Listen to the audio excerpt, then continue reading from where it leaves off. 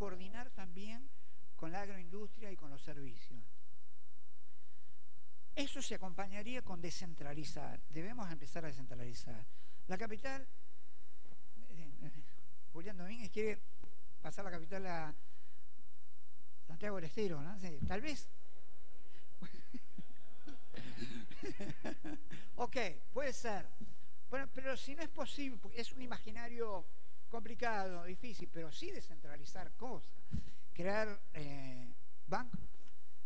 Ningún país se industrializó sin un banco regional, sin un banco de desarrollo. Un BENDE sigue siendo una asignatura pendiente de la Argentina. Tal vez lo podamos hacer a nivel regional. Y bancos regionales, desconcentrar universidades, centros tecnológicos.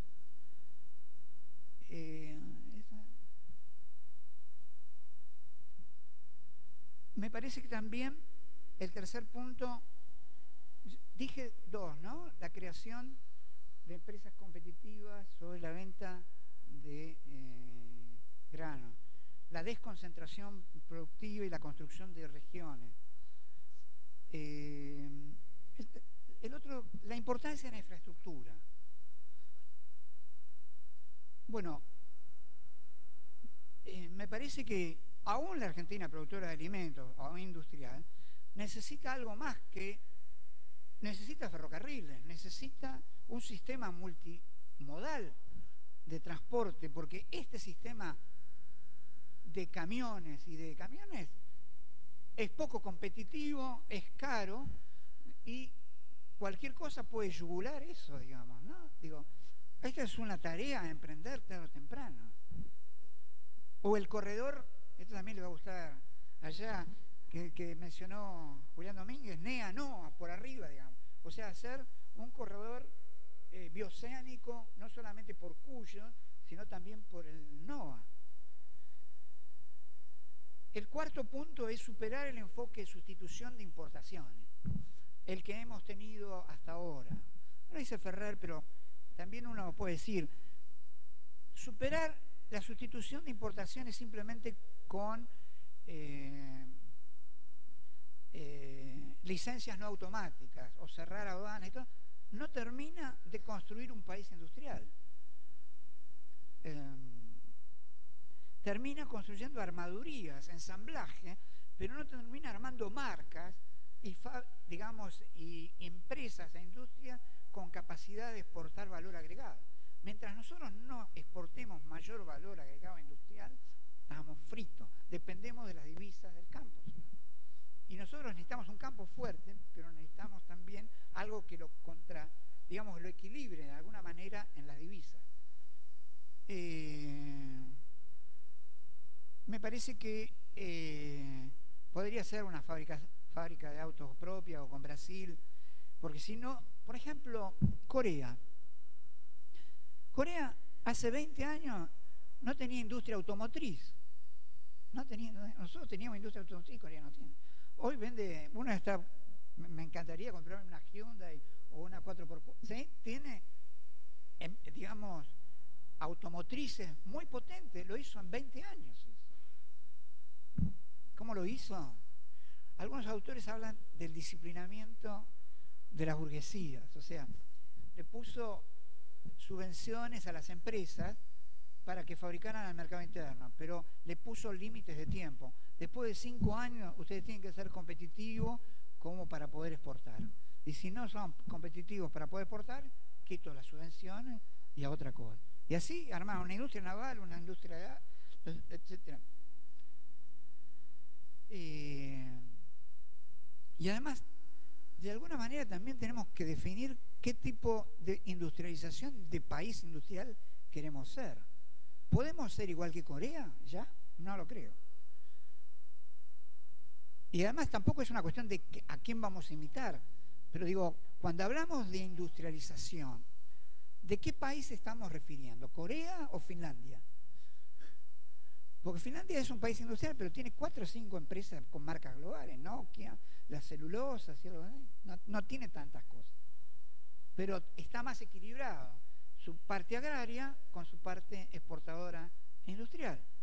Entonces, me parece que empezar a tener un hilado más fino sobre qué industrialización, cuáles son las cadenas de valor que vamos a tener y hacia dónde vamos, me parece que serviría para reforzar el modelo inclusivo y el proyecto estratégico nacional popular.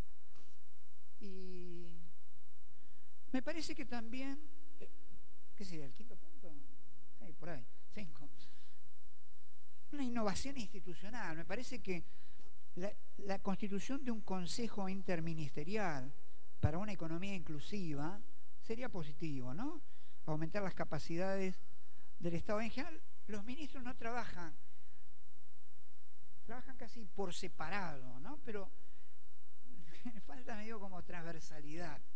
Y definir un modelo de economía inclusiva, convocar actores y convocar un ministerio de esa naturaleza, yo creo que generaría expectativas y oportunidades para ampliar las lógicas de innovación y de exportación de mayor valor agregado. En el fondo también para el ministro, es otra idea que se me ocurre, propiciar una cultura del encuentro también para el Ministerio de Agricultura. El Ministerio de Agricultura siempre fue un ministerio de bajo perfil, ¿sí? ¿Por qué no podría tener más perfil? ¿No? Encontrarse con productores, tener charlas, hacer, digamos, una encuentro entre sectores, representantes, empresarios, innovadores, o de las cadenas. ¿Cuáles son las cadenas más competitivas que tenemos? Una es la agroindustrial. Ahora díganme otras que tenemos competitivas. ¿Eh? ¿La ropa? ¿La qué? Informática y software. Pero hay otra que me parece la nuclear, la satelital, la de radares, INVAP. Esa es una marca global. Necesitamos marcas con capacidad de exportar y que sean vistas y visibilizadas a nivel global. Y sí, bueno, Pescarmona, los molinos de viento, ¿no? La energía eólica.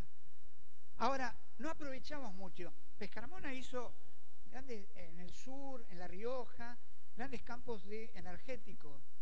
Pero ¿dónde está el centro de operaciones de Pescarmona ahora? ¿En dónde está? En Brasil o en Malasia. O sea que a los grandes empresarios innovadores no tenemos una cierta capacidad de retenerlos y darles un lugar de significación. O sea, Pescarmona, por ejemplo, sería Eurnequian también, que fabrica ahora chips en Chascomús. Tenemos una serie de empresarios innovadores que podrían articularse más y creo que contrapesar la fuerza del Consejo Empresario Argentino, del capital concentrado y del modelo de reprimarización. Y por último yo diría también otra cosa que me parece importante es el INTA. Es muy prestigioso, pero me parece que requeriría tener más visibilidad el INTA. El INTA está con capacidad de dar buenas noticias todos los días. Y nosotros en los diarios leemos malas noticias todos los días. Crea nuevos aparatos, fábricas, innova, produce, digamos, realmente necesitaría crear más marcas y una visibilidad mayor de la que tiene, y me parece que sería un salto también interesante. Bueno, digamos, como académico propongo explorar esa posibilidad. Y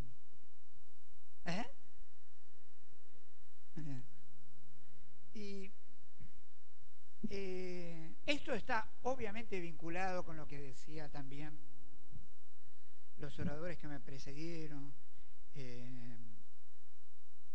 como que se vuelve también el INTA y la integración regional. Bueno, esto lo saben ustedes bien, y Embrapa, el INTA ya están haciendo, tienen inserción internacional, de todo eso, pero yo claramente creo que me parece que debería también el INTA incorporarse al debate regional sobre todo con Brasil, ¿por qué no crece? ¿Por qué este proceso de integración agroindustrial se declama pero no se termina de producir? Digamos, este es un problema. ¿Por qué no crece Brasil y por qué no termina de generar una integración productiva más fuerte y termina comprando a terceros mercados de afuera y no comprándonos nosotros ni produciendo junto con nosotros? Yo creo que hay que debatir también con Brasil. Y por último, diría definir cuál es nuestra geopolítica o nuestra inserción en el mundo. Porque el mundo cambió, como hizo la Argentina, como dice la presidenta, y me parece que hay lógicas del mundo multipolar que tenemos que ver cómo aprovechamos. Yo digo, tenemos una geopolítica del Atlántico Sur, claramente, empezando por Malvinas y el proceso de descolonización, empezando por lo que diría Kuhnke también, por la Pampa Azul, toda la productividad creativa. En las Malvinas y en la Pampa Azul se define también la Antártida, todo el sur productivo de América del Sur. Y se define la lucha por satélite. O sea, la lucha comunicacional es la lucha por el satélite que va por el sur y comunica a Australia, a Nueva Zelanda, y que cierra para parte del G7, para Gran Bretaña y Estados Unidos, con sus aliados de Australia y Nueva Zelanda, para cerrar por el Pacífico también a China. Entonces, ¿cuál es de los bloques que están en juego el que más nos conviene? ¿Se entiende? No es una pregunta que yo ya tenga cerrada, pero quisiera dejarla abierta, como diciendo, ¿quién afirma la descolonización de Malvinas y quién no afirma la descolonización de Malvinas? Si es cierto que lo que dice la presidenta, que la OTAN no la afirma, ¿no? Pues entonces, ¿cuáles son nuestras alianzas más importantes? ¿O cuáles son, aunque más no sea productivas y económicas? ¿Se entiende? ¿Qué país nos tracciona para arriba en tecnología, en compras, en intercambios? China, Rusia, los emergentes. Bueno, no sé, pero deberíamos definirlo más claramente, cuál es nuestra geopolítica. Y en todo caso, me parece que es una tarea intelectual. Bueno, creo que el seminario era este, ¿no? Debatir proyectos, crear sueños. Yo con eso estoy tirando ideas para crear sueños. Y en conclusión, ustedes y nosotros estamos luchando con políticas públicas, con agenda y con un modelo por el modelo inclusivo de desarrollo con inclusión social, para que no predomine en el país el neoextractivista y la oposición. Estamos a tiempo y esta lucha hagámosla con visión estratégica, con inteligencia, con sueño, pero también con astucia. Nada más. Gracias.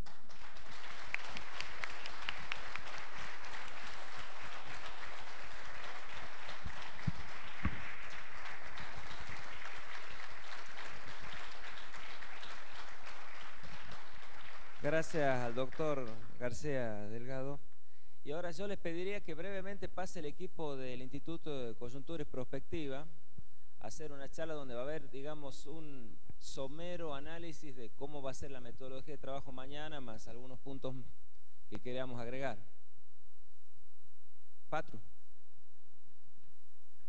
No, gracias a vos. A menos que Eliseo me vuelva a cambiar la metodología.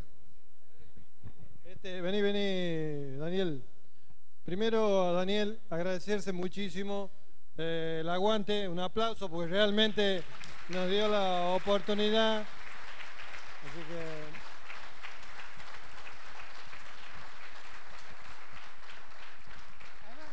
Además para venir me equivoqué. En vez del Howard Johnson, terminé en el Holiday Inn. Para tu tranquilidad, no sos el único. Muchos estuvimos dando vuelta en varios lugares. Realmente Daniel nos acompañó desde el primer momento en el INTA con varias intervenciones, no solo ahora, no solamente en el curso de formación dirigencial que damos, sino también desde un comienzo, desde el 2003, que viene con distintas charlas a todo lo que es la gerencia del INTA, y sobre todo agradecerte lo de hoy, que te tuviste que bancar. Bueno, venían todos y... Aprendí, yo hoy aprendí. Bueno, muchísimas gracias.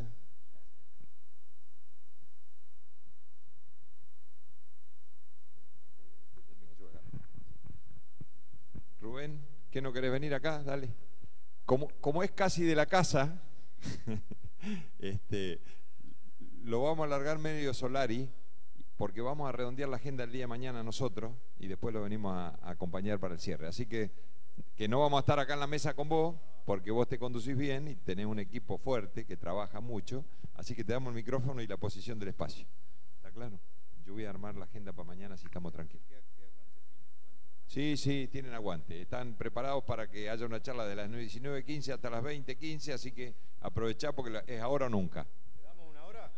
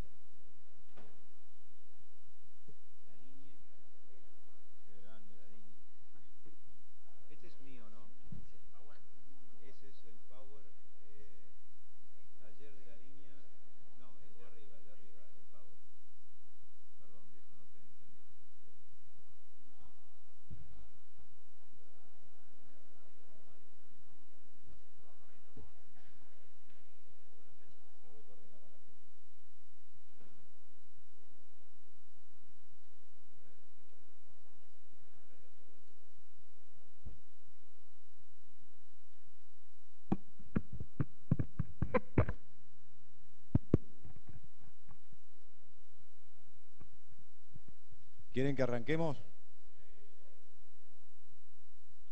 Les digo más o menos el orden en que hemos pensado exponer el tema de políticas públicas en el INTA. Primero vamos a hacer un repaso desde la trayectoria de lo que fue primero la unidad de coyuntura y después el Instituto de Prospectiva y Políticas Públicas, básicamente estructurado en función de los distintos productos y la secuencia de productos de trabajos que fuimos haciendo, y que nos van a dar un recorrido que indirectamente, aunque no hubiéramos atacado las políticas públicas como un objetivo específico y final, se van a dar cuenta que estuvimos merodeando y muchas de las cosas que se hicieron en esos productos intermedios vinculan con las cuestiones que hoy expuso Axel, por ejemplo, y obviamente también con el relato de Daniel, que fue muy rico y muy abierto, y que obviamente tocó el tema de políticas públicas. Después de eso vamos a hacer una reseña a cargo de Mercedes y de Ceci del tema del proyecto de políticas públicas enmarcado en el Programa Nacional de los Territorios, que no se llama exactamente así, pero bueno, lo conocemos como más o menos como eso. Ese proyecto obviamente arranca con el programa en breve, está formulado, está aprobado, y las chicas van a contarles a ustedes los contenidos esenciales, la estructura del proyecto, los objetivos, bueno, y las cuestiones que nos permitan conocerlo. Por último, vamos a hacer un paneo incorporando a Carlos Lacoste, y por supuesto las chicas me echando alguna cosita que nosotros nos olvidemos, sobre 2 o 3 contribuciones que hicimos en los últimos 2 meses, en febrero, marzo, abril, al Ministerio de Agricultura, a solicitud del Ministerio, y que bueno, requirieron un esfuerzo específico para proveer al Ministerio de algunas ideas de política, en algún caso, y en otro caso hacer una especie de propuesta preliminar de lo que sería una ley de suelos en Argentina, que les vamos a contar brevemente lo que preparamos, y les cuento además que esas cuestiones están juntamente con un tema de ley de tratamiento del tema de recursos genéticos, de regular los recursos genéticos en Argentina. Ambos temas, recursos genéticos y ley de suelos, están en la agenda pública del Ministerio de Agricultura en estos momentos. Además de la ley de semillas, que es muy cara a la consideración de muchos de nosotros, y que ustedes saben que el INTA también trabajó el año pasado en un proyecto de ley de semillas que hoy yo no voy a tratar porque específicamente el Instituto no participa, pero que el Ministerio tiene como una alternativa de política pública en algún momento enviar el proyecto al Congreso. Empezamos con el tema de políticas públicas y nos damos cuenta de que hay una visión de la política pública muy distinta entre el mundo anglosajón y lo que es América Latina. Hay un asombro por parte del mundo anglosajón por todo lo que es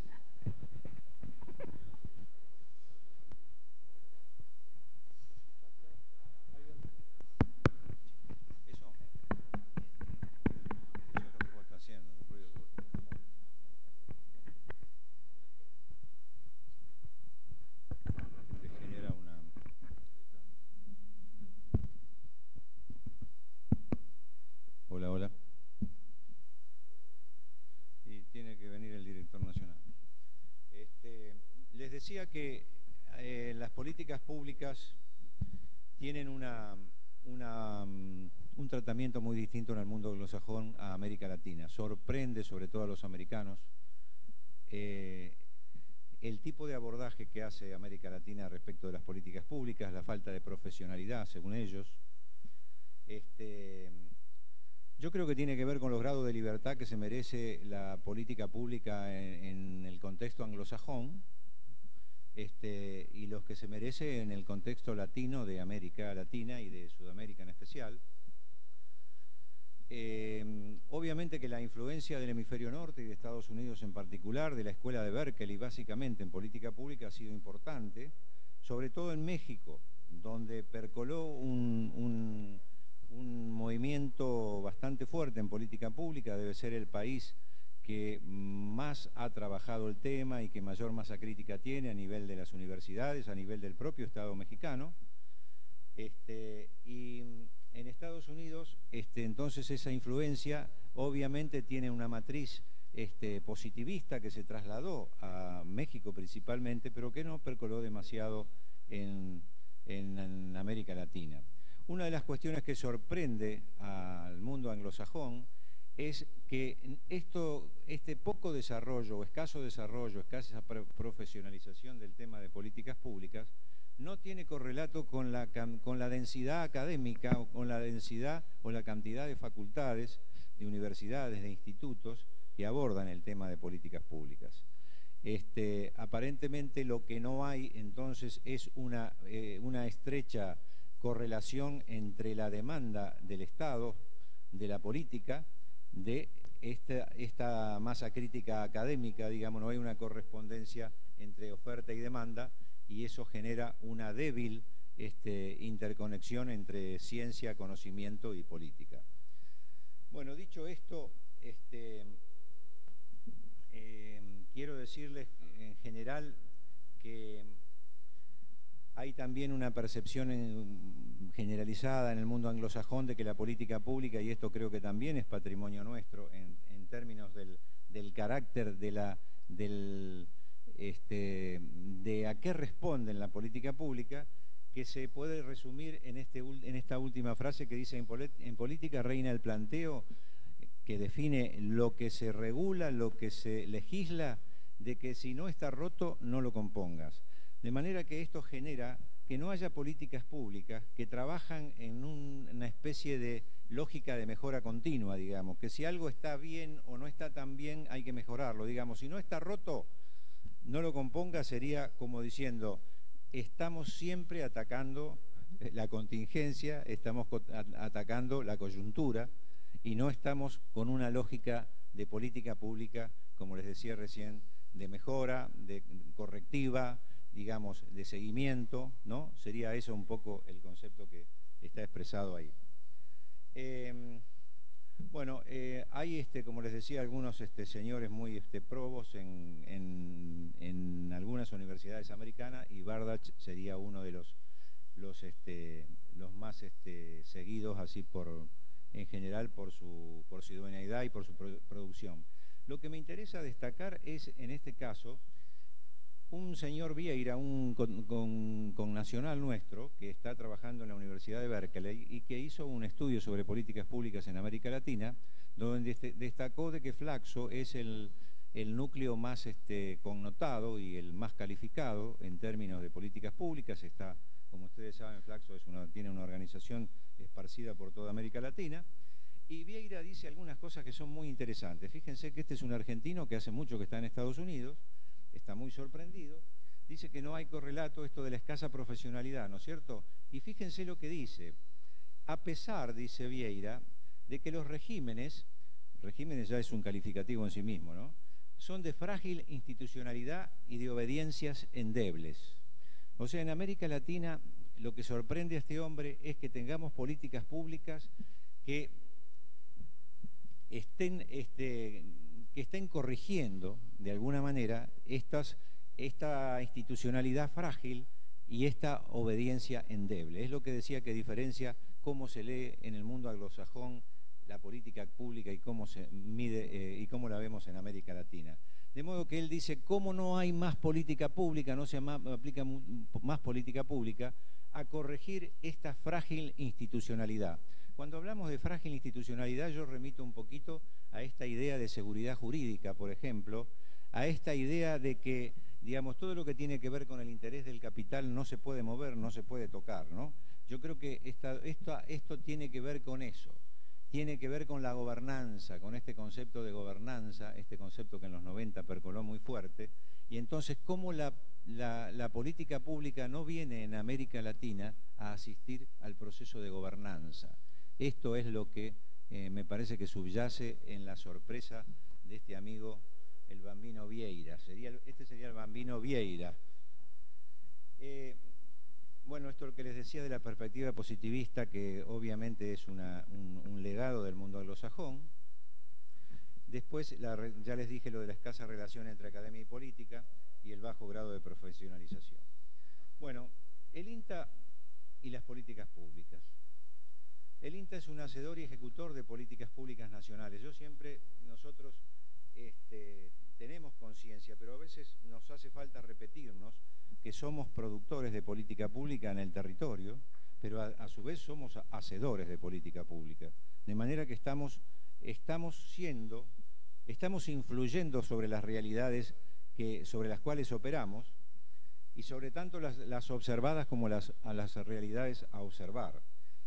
En este caso, el Instituto de Prospectiva y Políticas Públicas, lo que les quiero mostrar es que hicimos dos trabajos bastante densos que nos llevaron en ambos casos un tiempo bastante prolongado, equipos bastante concurridos. En el primer trabajo habremos sido un equipo de 10 personas, en el segundo fuimos un poquito más. Y en esos dos trabajos densos hemos mirado las políticas públicas nacionales en forma bastante ostensible, tanto en ese trabajo primero que fue Prospectiva del Desarrollo Nacional al 2015, que nosotros denominamos el Salmón, como en el trabajo que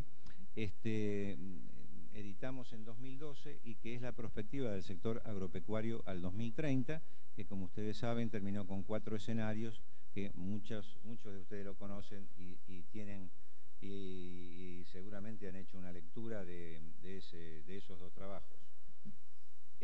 Yo quisiera repasar básicamente algunas cuestiones que merecen que nosotros consideremos de qué manera hemos estado conectados con las políticas públicas de este proyecto nacional y popular en el INTA, a partir, por lo menos, de la tarea que hicimos en la unidad de coyuntura primero, Instituto de Políticas Públicas y Prospectiva después. Y toda la interacción que se generó desde el Instituto con las regiones, no mucho con los programas, pero sí básicamente con los centros regionales y con algunos institutos de investigación. De modo que brevemente quiero señalarles, en el caso del Salmón, de este trabajo que hicimos en 2007, de qué manera remiten a políticas públicas o a hechos muy relacionados con la historia del proyecto nacional y popular los drivers que nosotros identificamos en ese trabajo. Drivers son las famosas fuerzas impulsoras, variables significativas, o sea, aquellos elementos que son connotados, que determinan la realidad del presente y que determinan o influyen a futuro. Esos son los drivers, son entonces aquellas cuestiones que de manera variable o de manera constante van a influir en la conformación de futuros. Fíjense que en el Salmón tenemos este listado de drivers o de fuerzas impulsoras y, por ejemplo, en diciembre de 2007 estábamos hablando de problemas de gobernabilidad asociados a tensiones entre proyecto de gobierno y proyecto liberal, y esto se manifiesta en marzo del 2008 con el conflicto del campo con el gobierno, digamos. Esto no tiene, es bastante claro en la enunciación, ese driver, y en la caracterización que se hacen en el Salmón en relación a que el campo y el proyecto liberal prácticamente tenían una absoluta, era una relación absolutamente unívoca. Fíjense, por ejemplo, que hoy decía lo de los proyectos nacionales, el compañero y amigo García Delgado, y hablaba, por ejemplo, de cuestiones que resulta difícil de explicar por qué el gobierno no se monta sobre determinados sectores y genera escenarios más proactivos. Tenemos el sector de la agroindustria con una, digamos, aceptable competitividad en muchos rubros, tanto la agroindustria pampeana como la de economías regionales, que le permitió sortear incluso las crisis comerciales devenidas de la crisis global 2008 presente. Pero tenemos ese sector con un altísimo grado de transnacionalización, de manera que cuando queremos hacer y consensuar política con el sector argentino de agroindustria, ¿quién es nuestro interlocutor? La COPAL. La COPAL es una organización donde se nuclean empresas básicamente de capitales de los países industriales del norte, y donde hay una absoluta falta de unidad de criterios en relación con las políticas que debemos tener, por ejemplo, con los otros bloques y, para poner un ejemplo, con la Unión Europea. Si vos vas a una reunión de la COPAL para ver qué hacemos con este meneado tratado de integración Mercosur-Unión Europea que Brasil hace mucho que nos apura para firmar, en la COPAL hay tantas posiciones como empresas o grupos extranjeros concentrados tenés, de manera que esto de consensuar políticas es muy complicado en determinados sectores debido al grado de transnacionalización. En ese proyecto también habíamos identificado como una de las cuestiones en la dimensión cultural muy complicada la influencia de los medios masivos de comunicación, que al poco tiempo, esto fue hecho en 2007, al poco tiempo devino en una crisis que se sostiene, digamos, día a día entre el gobierno y los medios concentrados.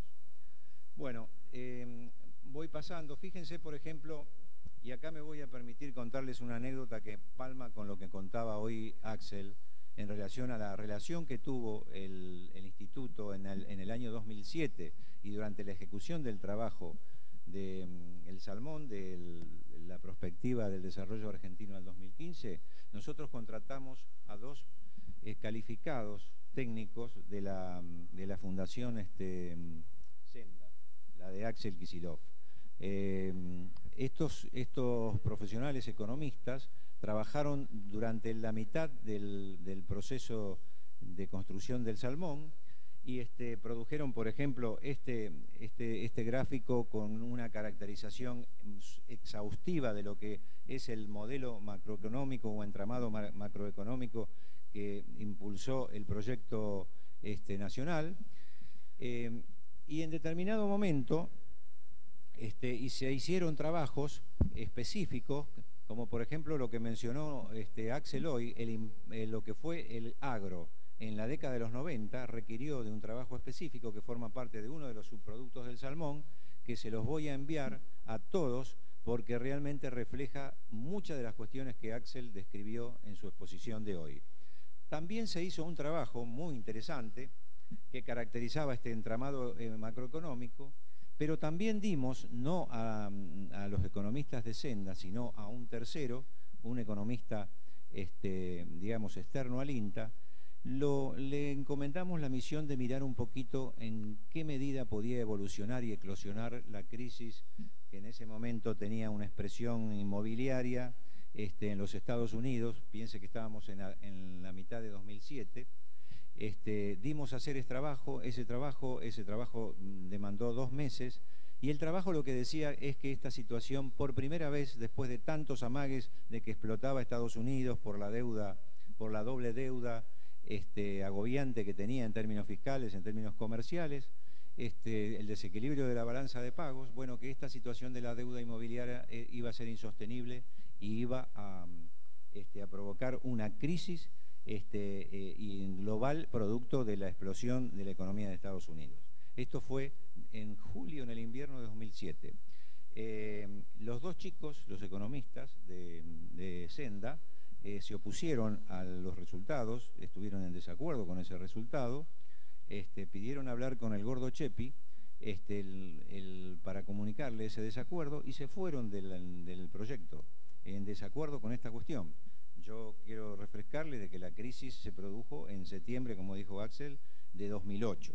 O sea, esta pequeña anécdota refleja de qué manera estábamos involucrados en esta cuestión de tratar de predecir cuestiones muy sensibles para el orden global, para nuestro destino, para el proyecto nacional, y que lo hacíamos en ese momento con gente muy calificada. Estos chicos, no los nombro por una cuestión de respeto, pero quiero decir que eran muy solventes y sin embargo en ese momento tuvieron una opinión que no se corroboró después en los hechos, que fueron sí de acuerdo a lo que este experto había pronosticado.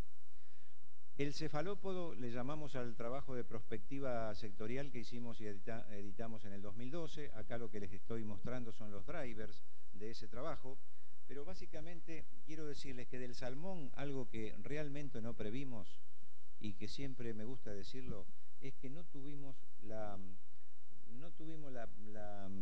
posibilidad o no pudimos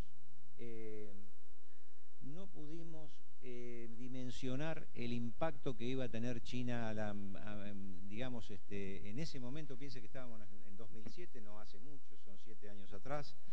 No pudimos dimensionar lo que resultó ser China, que llegó a ser la segunda economía hace 2 años, y el crecimiento realmente explosivo en términos económicos, en términos financieros, en términos geopolíticos de China. No lo previmos en el trabajo de 2007 y eso es una falencia del trabajo. Los drivers del trabajo de 2012 también dan cuenta, como les decía hoy, de la relación con políticas públicas. Y yo creo que una cuestión que realmente me gusta destacar de ese trabajo y que tiene que ver que el tema de la crisis se puso en el centro de lo que fue la plataforma de lanzamiento de los escenarios, en el centro de los interrogantes estratégicos que definieron la lógica de escenarios que nosotros construimos. De hecho, los 4 escenarios fueron realizados en bajo la variable de contexto crisis global, digamos. A partir de esa variable de contexto crisis global se proyectaron los 4 escenarios que tuvieron que ver en un caso con la no salida y profundización de la crisis, en otro caso con la salida de la crisis, de acuerdo a 3 distintos perfiles. Una salida más orientada a los mercados, una salida muy direccionada y muy posibilitada por China, y una salida que tenía que ver con un equilibrio de alguna manera o una reivindicación del rol de las naciones sobre los mercados, de una torcedura de brazo por parte de los estados sobre los mercados en términos de la financiarización global, y ese escenario es el que desencadena, en arreglo con algunas cuestiones regionales, nuestro escenario de diagonal virtuosa.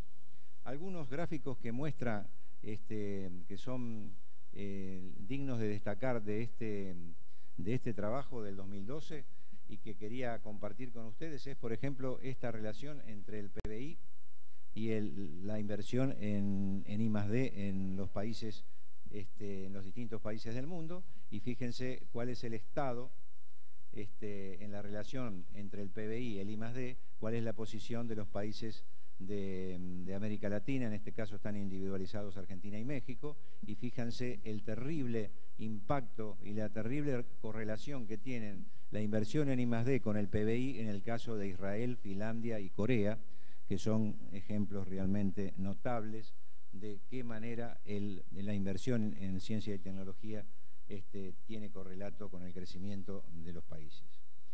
Esta es una hermosa manera de mostrarles por qué Brasil se quiere casar en mayor medida que antes con Argentina. Fíjense cómo los diferentes productos exportables de Brasil, esta es la curva de las exportaciones brasileñas, y fíjense que, a ver si pueden identificar el color de las dos curvas, estamos hablando de los productos manufacturados, que es la línea superior, la línea superior del gráfico, y la línea intermedia del gráfico, que tiene un crecimiento hacia el final, que expone lo que es la curva de los productos básicos. Esto es la nombrada y connotada primarización de Brasil. Fíjense cómo se invierte las tendencias en los productos manufacturados, que es la curva de arriba, con la de los productos básicos, que es la curva de abajo, y que esto está demostrando nada más y nada menos que de qué manera impacta China sobre la economía y sobre todo sobre el perfil de las exportaciones brasileñas, y por qué Brasil es incluso en sus sectores más contrarios a la integración, como ha sido históricamente la burguesía industrial de San Pablo, hoy están muy predispuestos favorablemente a dinamizar la integración. Esto me parece que es muy interesante mirarlo.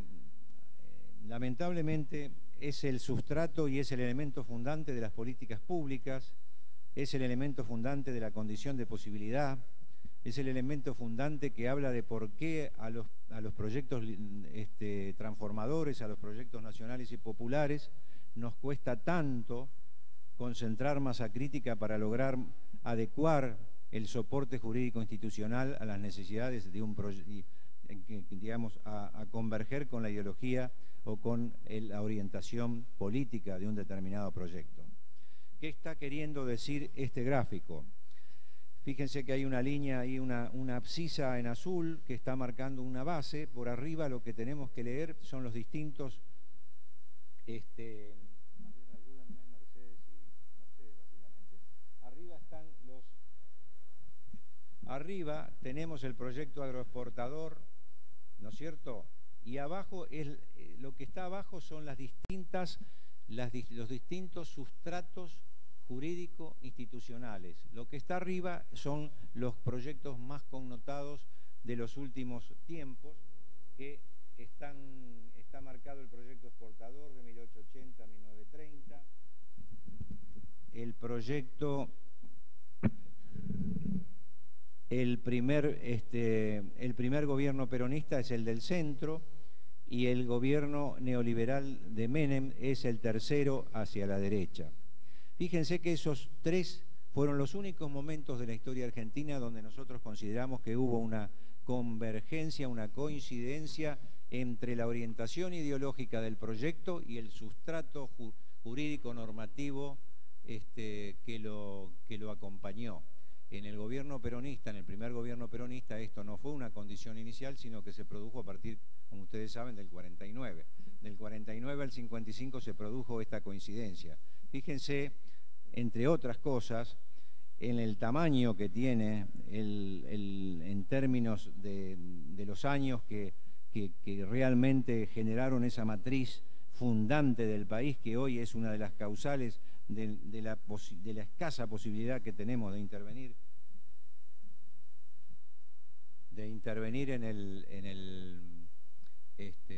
en las políticas públicas agropecuarias. Me dice Eliseo que faltan 20 minutos de la hora.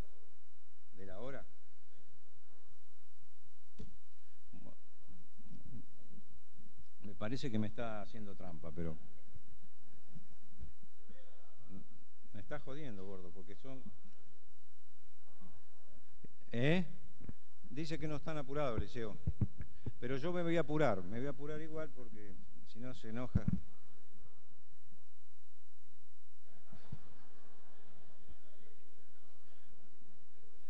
Yo me voy a apurar igual para que no se enoje el director nacional, pero me parece que me está haciendo un poquito, me está apurando.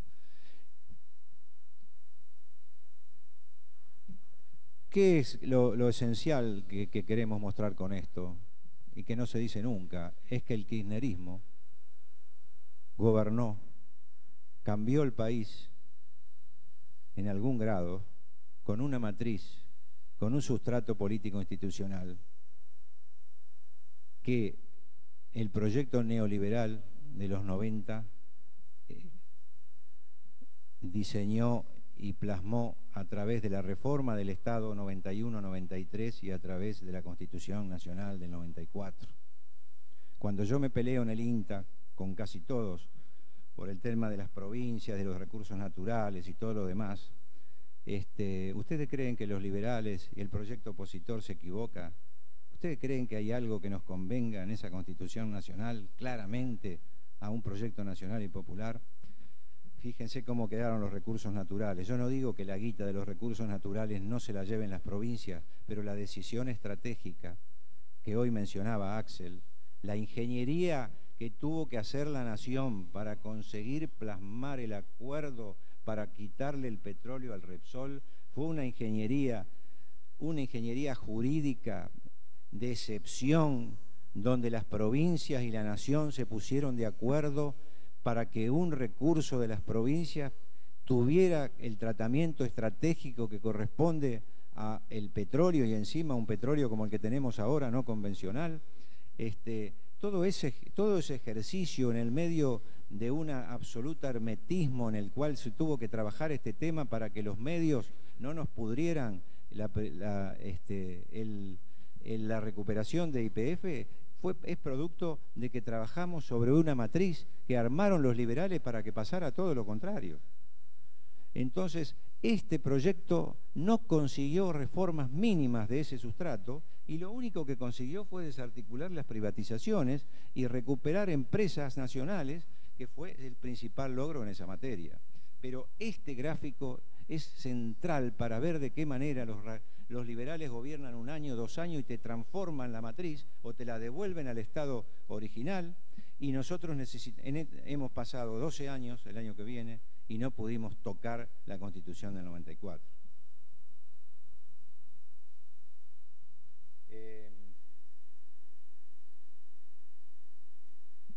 El ideario liberal detenta hoy un proyecto de país en el que el agronegocio...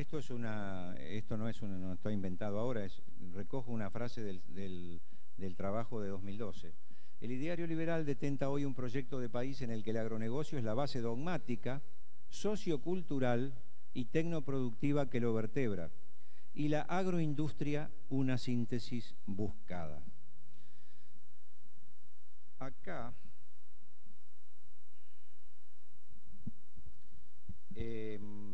yo quiero plantear algunas hipótesis de trabajo que no tienen otro carácter que eso, que se fueron sucediendo durante este trabajo y después de este trabajo, entre los compañeros que conformamos el instituto, con todos los amigos que van al instituto y hacemos talleres, con alguna gente que no es del INTA y también se mete en talleres. Ha habido algunas formulaciones muy interesantes con relación a esta etapa del desarrollo nacional y a este momento de choque de los dos proyectos. Uno de los postulados que me gustaría mucho, y el instituto va a hacer un esfuerzo con todos aquellos que quieran sumarse, y a lo mejor también lo podemos meter en el Programa Nacional de los Territorios, es el tema esto de si realmente este proyecto alternativo que digamos con ideario liberal encarna el campo como sector fundamental, con independencia política y con vocación política, de qué manera este proyecto y el gobierno están obligados a tener algún tipo de acuerdo para no reproducir una situación de burguesía sin política, que sería el campo, o de política sin burguesía, que sería el gobierno, digamos.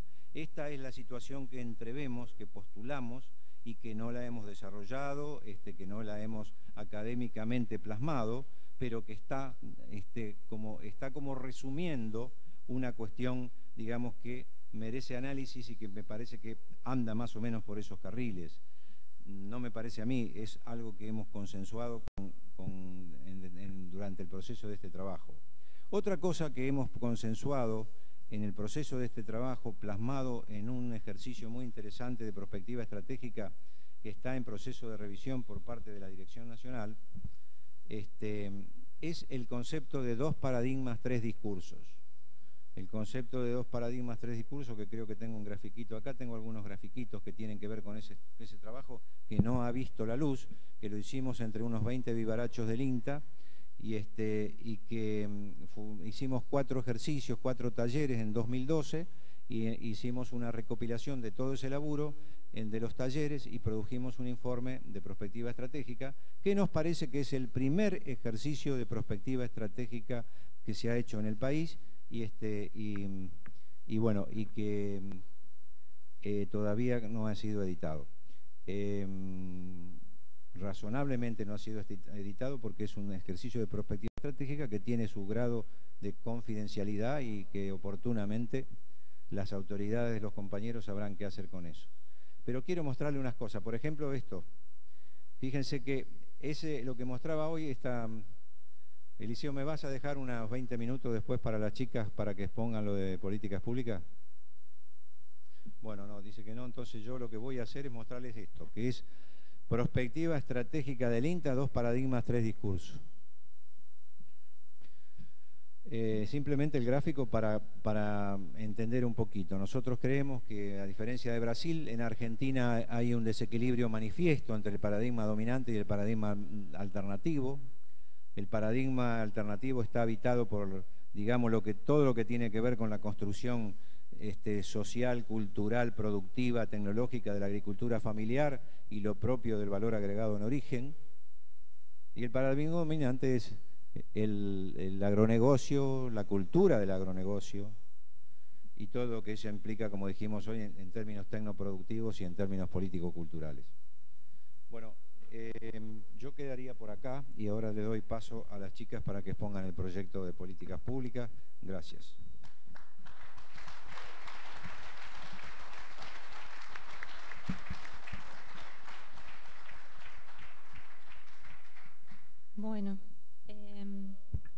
parecía que era interesante presentar un proyecto específico de investigación y desarrollo que toma por primera vez centralmente en el INTA el tema de las políticas públicas, ¿no? Sobre todo en este escenario, con ustedes que son nuestros compañeros y que muchos de ustedes participaron de este proceso de diseño y formulación.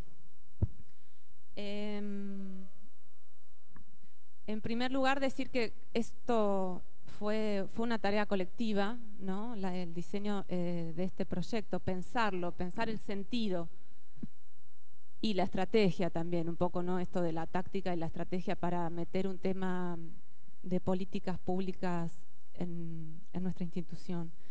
Un proyecto colectivo que obviamente parte de iniciativas políticas de las autoridades, con apoyo conceptual y poniendo la idea justamente de hacer un proyecto de políticas públicas, porque hasta entonces la unidad era de coyuntura y prospectiva, ¿no? De repente el instituto incorporó el tema de políticas públicas. Ese fue el primer movimiento que luego se traduce en lo programático y con un fuerte apoyo en recursos humanos, en nutrir al instituto de nuevas capacidades, ¿no? Y bueno, el proceso de construcción de este proyecto se da en el marco del rediseño del Programa Nacional de Territorios, y ahí es donde también participan, bueno, muchos de ustedes. Con muchos de ustedes lo diseñamos, lo discutimos, ¿no? Lo apoyamos, lo defendimos y lo pensamos. Y básicamente apunta a combatir el apoliticismo, ¿no? Institucional, engañoso apoliticismo, pero que en alguna medida parte de un profundo desconocimiento o de una enajenación, ¿no? de buena parte de la historia del pensamiento nacional y de la experiencia política, básicamente.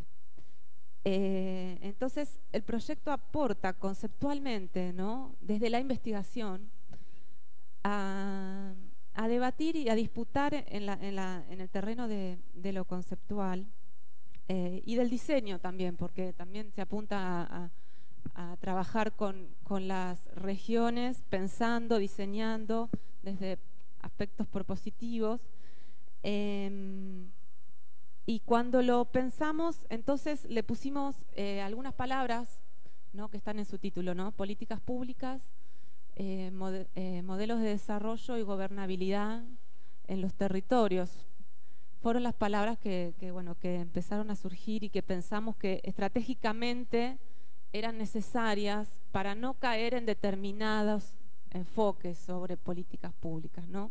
Necesitábamos darle un impulso, un enfoque situado, ¿no? De contextualización, fuerte de historicidad, ¿no? Y esto de los modelos de desarrollo y la gobernabilidad nos ayudaban a eso. Nos ayudan con palabras que se pueden aceptar, ¿no? Porque tampoco vamos a hablar de hegemonía u otras cosas un poco más resistidas, pero con palabras que pueden ser puentes, ¿no? En el sentido de hacer puentes y proponer diseños conceptuales que nos permitan abordar, no quedarnos en una trinchera, ¿no? Pero sí lanzarnos a disputar esa pelea conceptual y quizás tomar un poco la delantera en la definición de algunas agendas y algunos temas de políticas. Así que bueno, el proyecto se llama Políticas Públicas, Modelos de Desarrollo y Gobernabilidad en los Territorios, y tiene un fuerte componente también de discutir los procesos de construcción de políticas públicas. Y lo miro a Carlos, que me hace así, porque bueno, fue uno de los temas también muy trabajado en el marco del diseño del nuevo programa nacional, ¿no? Cómo desde los territorios, desde las distintas experiencias nacionales, regionales, se puede nutrir, y hay historias para recuperar, ¿no? Y para resignificar nuevas agendas de políticas agropecuarias que parecen vaciadas, que parecen negadas, que parecen que no haya historias, experiencias, ¿no? Hay experiencias provinciales, hay experiencias, obviamente en general fuera de la pampa húmeda, ¿no? Ley de bosques, Leovina, las leyes provinciales en Entre Ríos. Hay experiencias que necesitan salir a la luz, ser analizadas y ponerse en debate y en agenda académica y política para potenciar esta posibilidad de construir nuevas ideas y nuevos instrumentos. Y me gustó mucho, a todos nos gustó, me parece mucho esto que decía el ministro de Economía cuando... El compañero Axel, gracias, Daniel. Esto acerca del dogmatismo de los objetivos y el pragmatismo de las políticas públicas, ¿no? Tomar que estos diseños, estas ideas de políticas públicas van a ser instrumentos, van a ser herramientas para pensar cosas que trascienden marcos meramente normativos o solamente instrumentales, que tienen que ver con un proyecto nacional, y ahí me parece que está buena esta oportunidad de rescatar la coherencia, cierta coherencia que hoy no se encuentra acá, ¿no? Recuperando algunos hitos que vivimos en estos años. Que esto no se puede hacer solo desde un proyecto específico, que necesitamos y convocamos a la participación de las distintas, y que interactúa con las otras iniciativas que están rodando en juego y son súper necesarias, ¿no? Pienso en el seminario de jóvenes, en todas las iniciativas institucionales, pero en donde las políticas públicas entran desde lo programático para ponerse a dialogar con otros lenguajes, ¿no? Con el lenguaje de la innovación, con el lenguaje de la producción, obviamente, de la complejidad, de otros lenguajes a los que ya estamos en el INTA más habituados, pero que también es necesario introducir esta dimensión más de un proyecto nacional. Y